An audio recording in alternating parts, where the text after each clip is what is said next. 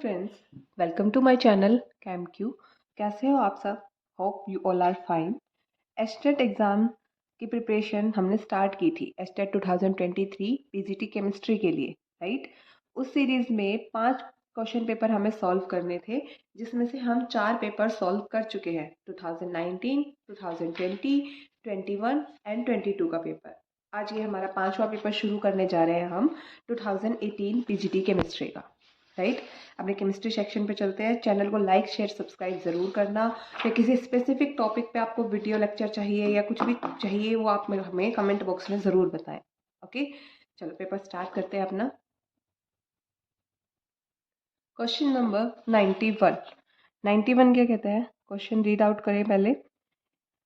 The pKa of acetic acid and pKb of ammonium hydroxide। देखो pKa value acid के लिए होती है, pKa of acetic acid, acetic acid मतलब CH3COOH, pKa value हमें दी है 4.76 and pKb value of ammonium hydroxide मतलब NH4OH कितनी दी है हमें?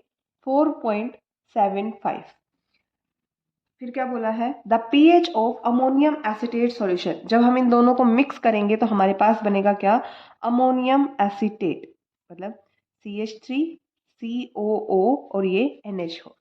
इसकी हमसे pH पूछी है, right. Direct formula based question है, ये फॉर्मूला आपको याद रखना पड़ेगा। pH क्या होती है?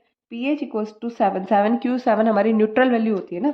7 plus 1/2 pKa value minus pKb value. Direct इस फॉर्मूले में अपने डिजिट्स को पुट कर दो। 7 प्लस 1/2 pKa वैल्यू कितनी दी है? 4.76, pKb वैल्यू 4.75। कैलकुलेट करो इसको। 7 प्लस 1/2 इंटू 0.01। जब इसको कैलकुलेट करोगे तो ये आएगा 7 प्लस 0.005। 7.005 हमारा क्या आ जाएगा? आंसर आ जाएगा। चेक करो, ऑप्शन नंबर 3 हमारा क्या है? Correct answer, right. डायरेक्ट आपको इसके लिए ये एक फॉर्मूला याद करना पड़ेगा। अगले क्वेश्चन पे मूव करते हैं।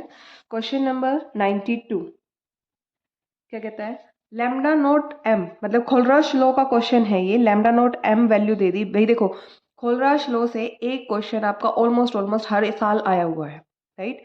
किस साल कौन सा क्वेश्चन कौन से टॉपिक से आए हैं, प्रीवियस ईयर पेपर एनालिसिस हर एक टॉपिक का किया जा रहा है। इलेक्ट्रोकेमिस्ट्री, केमिकल काइनेटिक्स, कोऑर्डिनेशन ये सब अपलोड हो चुके हैं। जाके चैनल प्लेलिस्ट पे चेक करो। वो देखने से आपके लिए तैयारी करना इजी हो जाएगा। टॉपिक की वेटेज, कौन से टॉपिक से क्वेश्चन कितने आए हैं, सारा आपको पता चल जाएगा, ठीक है। देखो हमें क्या दिया है? लैम्डा नोट एम वैल्यू दी है NaCl के लिए 126.4, HCl के लिए दी है 425.9, NaAC मतलब सोडियम एसिटेट के लिए दी है हमारे पास 91.0 और यूनिट सबकी क्या है? Siemens centimetre square mole inverse ये दिया है हमसे। और पूछा क्या है? Lambda naught m value of HAC, right. कैसे निकालते हैं? इसकी इक्वेशन लिख लो। NaCl ब्रेक होगा तो किस में? Na पॉजिटिव Cl नेगेटिव में।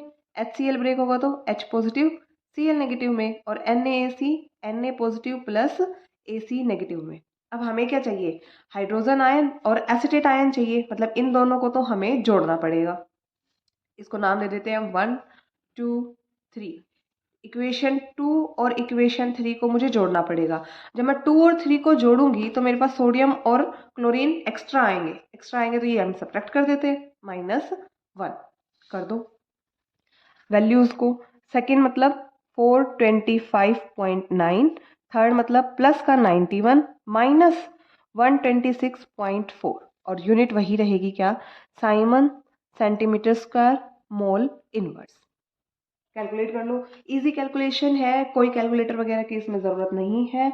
जब इसको सॉल्व करोगे तो वैल्यू आएगी हमारी 390.5 Simon centimetre square mole inverse, ठीक है। ऑप्शन चेक करो। क्वेश्चन नंबर 92 ऑप्शन नंबर 3 क्या है मेरा? Correct answer, right. अगले क्वेश्चन पे मूव करते हैं। Question number 93।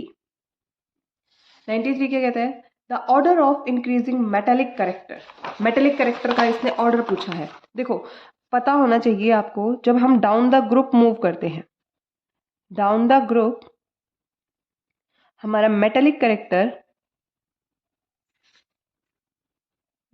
करेक्टर डिक्रीज करता है, सॉरी डिक्रीज करता है कि भाई इंक्रीज करता है। डाउन द ग्रुप हमारा मेटेलिक करेक्टर इंक्रीज करता है, क्योंकि देखो जैसे जैसे हम ग्रुप में नीचे जाते जाएंगे हमारा साइज बढ़ता जाएगा। साइज बढ़ेगा मतलब न्यूक्लियस से आउटर मोस्ट शेल की दूरी बढ़ेगी, बाहर वाले एक्स्ट्रा इलेक्ट्रॉन को निकाल पाना, दूसरे के साथ बाइंड करवाना इजी रहेगा। इलेक्ट्रॉन जितना इजीली दे देगा उतना ही ज्यादा हमारा क्या होगा? मेटेलिक करेक्टर होगा। सेकेंड हम बात करें along the period. Along the period, period का मतलब लेफ्ट टू राइट। जब पीरियोडिक टेबल में जाते हैं, देखो लेफ्ट साइड में हमारी मेटल्स रखी होती है, जैसे जैसे इधर मूव करते हैं हम जाते हैं मेटल्स, फिर आते हैं हमारे मेटेलॉइड्स, उसके बाद हमारे आते हैं नॉन मेटल्स, राइट। जब हम लेफ्ट टू राइट मूव करते हैं तो हमारा मेटेलिक करेक्टर जो है वो क्या होता है? डिक्रीज होता है, क्योंकि यहाँ हमारे मेटल्स हैं, मेटल्स से हम जा रहे हैं नॉन मेटल्स की तरफ। अब देखते हैं हमारे पास एलिमेंट कौन कौन से दिए हैं, यही इस क्वेश्चन के हमारे की पॉइंट्स हैं। ऑप्शन देखो, देखो हमें कंपेयर करना है सिलिकॉन में, फॉस्फोरस में, बेरियम, सोडियम एंड मैग्नीशियम में कंपेयर करना है। तो इनको एक बार अरेंज कर लो पीरियोडिक टेबल के अकॉर्डिंग। देखो यहाँ पे मेरा कहीं सोडियम आएगा फर्स्ट ग्रुप में, बेरियम सेकंड ग्रुप में, सोडियम के लेफ्ट में मैग्नीशियम आता है। सेकंड इसी पीरियड में हमारा आता है आगे जाके सिलिकॉन एंड फॉस्फोरस, राइट। अब ये क्या है? इधर से हम नीचे जा रहे हैं तो मेटेलिक करेक्टर क्या होगा? बढ़ेगा। लेकिन अगर हम ग्रुप ग्रुप में कंपेयर करेंगे तो इधर से इधर हमारा मेटेलिक करेक्टर घटेगा। पहले हम इन तीनों को कंपेयर कर लेते हैं, बेरियम, मैग्नीशियम एंड सोडियम को। बेरियम, मैग्नीशियम और सोडियम में से हमें ये पता है डाउन द ग्रुप हमारा मेटेलिक करेक्टर बढ़ता है और left to right metallic character हमारा घटता है, राइट। तो सबसे ज्यादा किसका हो गया? सोडियम का। सोडियम से कम मैग्नीशियम का, और ग्रुप में नीचे जाते हैं तो बढ़ता है ना, तो बेरियम का उससे कम। आगे इन तीनों का। अब यहाँ से यहाँ जाएंगे तो ये नॉन मेटल्स की कैटेगरी में जाएंगे। नॉन मेटल्स की कैटेगरी में जाएंगे मतलब यहाँ जाते हैं तो मेटेलिक करेक्टर घटता है, तो इन दोनों में से ज्यादा किसका होगा? हमारा सिलिकॉन का।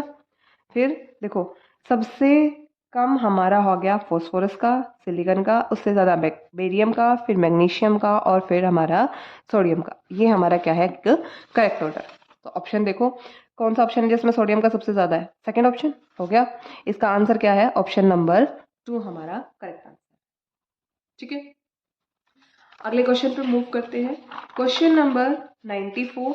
94 क्या कहता है? The spin only magnetic moment. भाई ये क्वेश्चन आपका 2 से 3 बार रिपीट हो चुका है। सेम क्वेश्चन, इलेक्ट्रॉनिक कॉन्फ़िगरेशन भी चेंज नहीं करता, ना कंडीशंस चेंज करता, ना ही ऑप्शंस बदलता है। देखो spin only magnetic moment calculate करना है। D6 के लिए ज्योमेट्री दी है आपको ऑक्टाहेड्रल और लिगेंड दिया है कैसा? Strong ligand. Spin only magnetic moment calculate करना है। स्पिन ओनली मैग्नेटिक मोमेंट का फॉर्मूला क्या होता है? Mu equals to square root of 4s into s plus 1। s क्या है? Spin quantum number. ठीक है, तो देखो D6 ऑक्टाहेड्रल, पहले तो सारे के सारे 5 d ऑर्बिटल डिजनरेट रहेंगे, dxy, dyz, dzx, dx square minus y square and dz square. जब तक हम इनको कोई भी फील्ड नहीं दे देते हमारी सारे एनर्जी की ऑर्बिटल्स सेम रहते हैं। तो देखो D6 1 2 3 4 5 एंड ये 6th इलेक्ट्रॉन।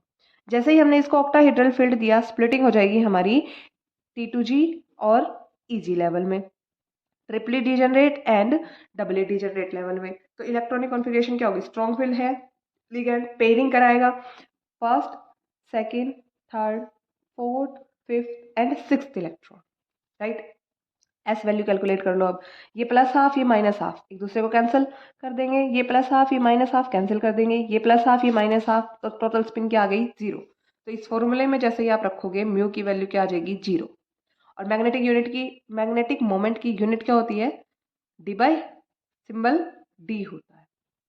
ठीक है, सो इस क्वेश्चन का हमारा करेक्ट आंसर क्या है? ऑप्शन नंबर 1 मेरा करेक्ट आंसर। आंसर क्या है मेरा? Option number 1। Moving to the next question, question number 95। 95 क्या कह रहा है? देखो the rate equals to P ZAB e to the power minus EA upon RT. In this equation P represents chemical kinetics का Arrhenius theory से है ना ये क्वेश्चन। देखो ZAB हमारा कोलिजन फैक्टर दिखाता है, EA क्या दिखाता है, EA हमारा दिखाता है activation energy, R gas constant है, T टेम्परेचर है, तो ये P क्या है, देखो सिंपल सी बात है, यहाँ पे कोलिजन फ्रीक्वेंसी नहीं होगा। EA हमारा एक्टिवेशन एनर्जी होता है, T हमारा टेम्परेचर होता है और प्रेशर P होता है, लेकिन यहाँ पे ये P हमारा रिप्रेजेंट करता है किसको, स्टेरिक फैक्टर को। ऑप्शन क्या है हमारा, आंसर क्या है हमारा, ऑप्शन नंबर 2 स्टेरिक फैक्टर। ठीक है, moving to the next question, question number 96 भी आपका 2 बार रिपीट हो चुका है। क्या कह रहा है, equilibrium constant for the reaction H2 plus I2, reaction हमें दी है H2 plus I2 gas convert हो रही है 2HI गैस में, इसका इक्विलिब्रियम कांस्टेंट हमें दिया है Kc। अब हमें पता है इक्विलिब्रियम कांस्टेंट क्या होता है हमारा, इक्विलिब्रियम कांस्टेंट होता है यहाँ पे जो भी हमारी प्रोडक्ट टर्म हो, raise to the power its coefficient divided by reactant terms concentration और raise to the power coefficient.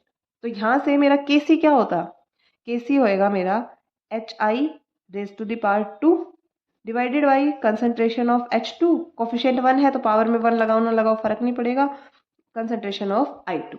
ठीक है, अब सेकेंड रिएक्शन क्या दी है, सेकेंड रिएक्शन हमें दी है हाफ ऑफ, देखो half of H2 plus half of I2 reaction करके बनाते हैं HI। इसका इक्विलिब्रियम कांस्टेंट हमें कैलकुलेट करना है, इसका मैं मान लेती हूँ Kc डैश है, तो मेरा Kc डैश क्या हो जाएगा, concentration of HI divided by H2 और उसका कोफिशिएंट की पावर हो जाएगी क्या, हाफ, I2 का कोफिशिएंट हाफ तो raise to the power half.